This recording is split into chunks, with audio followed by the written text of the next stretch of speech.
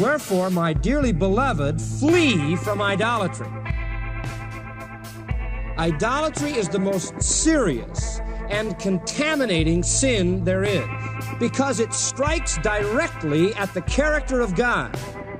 And once you have adulterated the character of God, you have lost the guidelines for any other moral judgment. And so Pandora's box is open and everything is going to be chaos, unless there is the right perspective of God. If you don't have the true perspective on God, everything is lost. First of all, idolatry is libel on the character of God. L-I-B-E-L. It is libel, it is slander on the character of God. The idolatrous heart, and here's the point, assumes that God is other than He is, and that is a terrible sin. Tozer says, and well says, a God begotten in the shadows of a fallen heart will quite naturally be no true likeness of the true God. End quote. You see, idolatry is not just wearing a loincloth and bowing down to a rock. Idolatry is not just kneeling before an image. In Romans chapter 1, we have basically the pattern of this. When they knew God, Romans 1:21 says, they glorified Him not as God, neither were thankful, but became vain or proud in their imagination, and their foolish heart was darkened.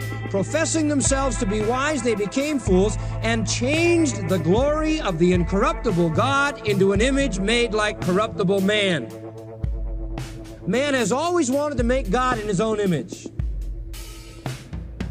Man always wants to drag God down.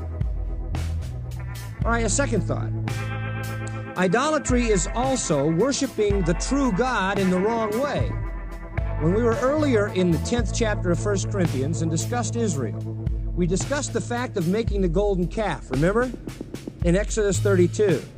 And we said that in the first 6 verses of Exodus 32, when they made the golden calf, it was a calf that was made, believe it or not, to be a representation of the true God. They were representing the God who brought them out of Egypt. They were worshiping the right God, but in the wrong way, you see? It says, Aaron said to them, now that the thing is made, let us declare a feast unto Jehovah, he says. In Psalm 106:19, they made a calf in Horeb and worshiped the melted image. Now listen to this verse. Thus they changed their glory into the similitude of an ox that eats grass. Now who is the glory of Israel? Who is it? Who is their glory? Well, it's God. Jehovah God. They changed God into an ox. And I see it so much today in the kind of worship of God that is mindless, that has no truth to it, where they're just supposedly worshiping God with sensual desire. When you do not worship God out of truth because you have no truth, then you tend only to worship God out of your senses, and you have a sensual worship, and that translates easily into the kind of pagan worship we know in the history of the world, right? Thirdly, now I'll give you some specifics on idolatry to help you to define it. Idolatry is worshiping any image.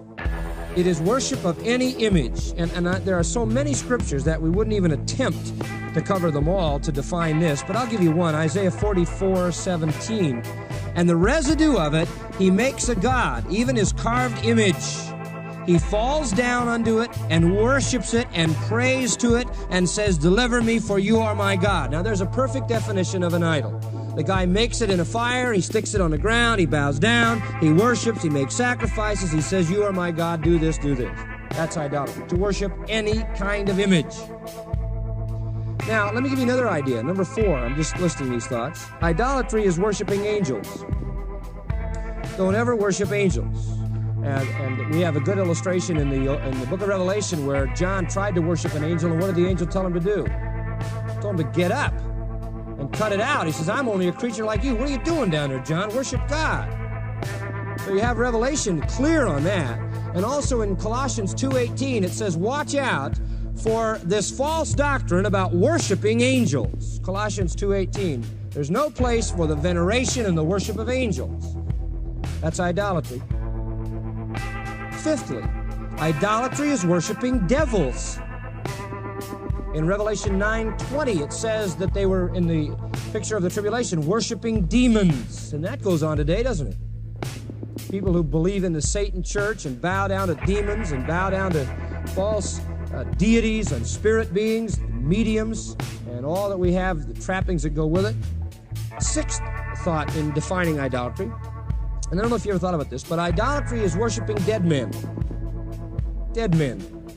Any dead men.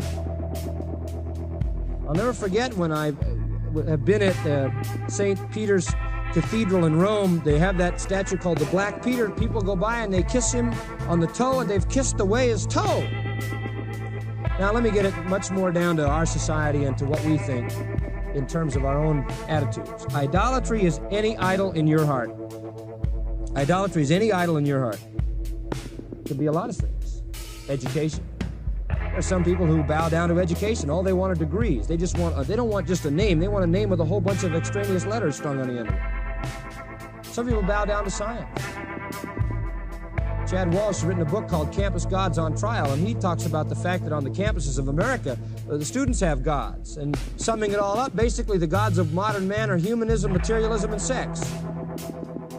Son of man, Ezekiel 14:3, these men, and he's talking here about the elders of Israel in verse 1, the elders of Israel have set up their idols in their heart. They haven't made any stone images, and they haven't made any gold and silver gods, but they have idols in their heart. And they put the stumbling block of their iniquity before their face. I mean, they've got this thing between me and them. All they can see is this idol. This is what they're bowing down to. They can't give me priority. They're too busy getting an education in our day. They're too busy making money. They're too busy being somebody. They're too busy with their activities. They're too busy worshiping the god of recreation or sport or whatever it is, and they got that between them and me. Now, here's another thing that is idolatry. This is the 8th in the list. Idolatry is covetousness. Or covetousness is idolatry. Somebody who covets really is worshiping in the materialism end, isn't it? This is money, things, possessions. It could be a house, a car, clothes, more money, more bonds, more stocks, bigger business, more products, more inventory, more whatever. You cannot worship God, the true God, in the true way, Jesus said, and also worship money, God and mammon. There's another thing, and I don't want to spend too much time because the Holy Spirit's going to deal with you on this as he is with me. But number 9, and just giving you a long list of the things to define idolatry is also lust. Idolatry is lust. I think this is a very helpful verse. Philippians 3:19. Whose end is destruction, whose God is their belly. There are people who live for the one thing that they have in mind centrally, and that's to eat. You know, there are people who haven't finished the meal they're eating until they're already thinking about where they're going to get the next one and what it's going to be. You know any of those people? It's true. People can live to eat, but that isn't all that he has in mind here. It can be a lust for anything. Some people just run around to pander sex. Oh, they just go from one sex object to the next, you know. It's a magazine, and when the magazine's done, it's a television program. When the television program's done, it's whatever, and that's in their mind all the time. It can be lust for any direction, toward any object. Strong desire sets up gods. Lust of the eyes, lust of the flesh, pride of life. And what does the Bible say that we're to do about idolatry? What does it say in 1 Corinthians 10:14? Do what? Flee. Now, I want to help you a little bit further to know why you ought to run by telling you what effect idolatry has on you and on me. How does idolatry affect us? Number 1, it defiles us. In Ezekiel 20, verse 7, it says, defile not yourselves with idols. Secondly, idolatry has not only a defiling effect on the person who's involved, but it has a polluting effect on everybody around him. A person who worships an idol tends to tear down everybody around him. You see this in Israel. a little group of people began worshiping Baal, and pretty soon it had national consequences. And Ezekiel chapter 36, verse 18 helps us to see that in these terms. It says, "Wherefore I poured my fury on them, for the blood that they had shed on the land, and for their idols by which they had polluted it."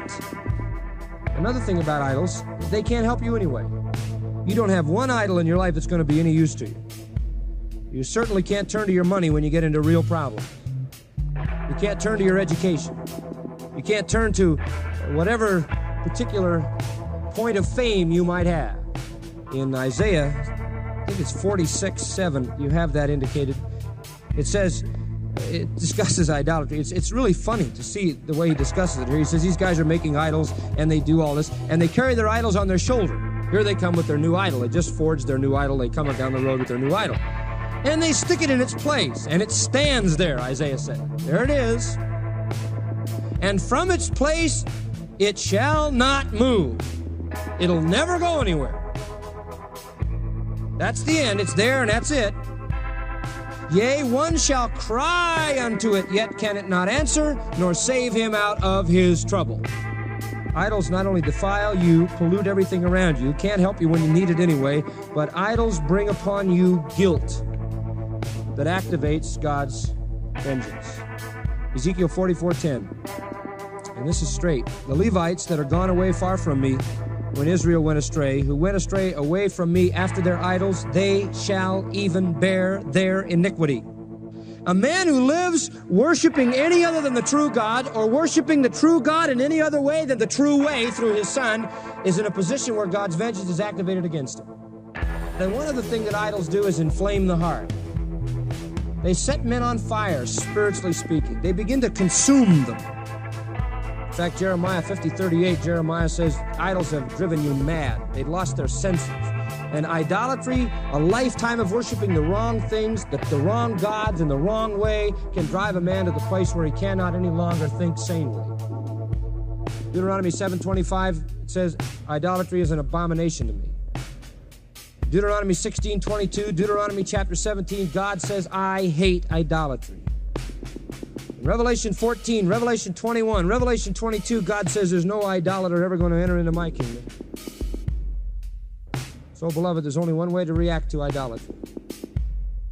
Flee. My dearly beloved, flee from idolatry.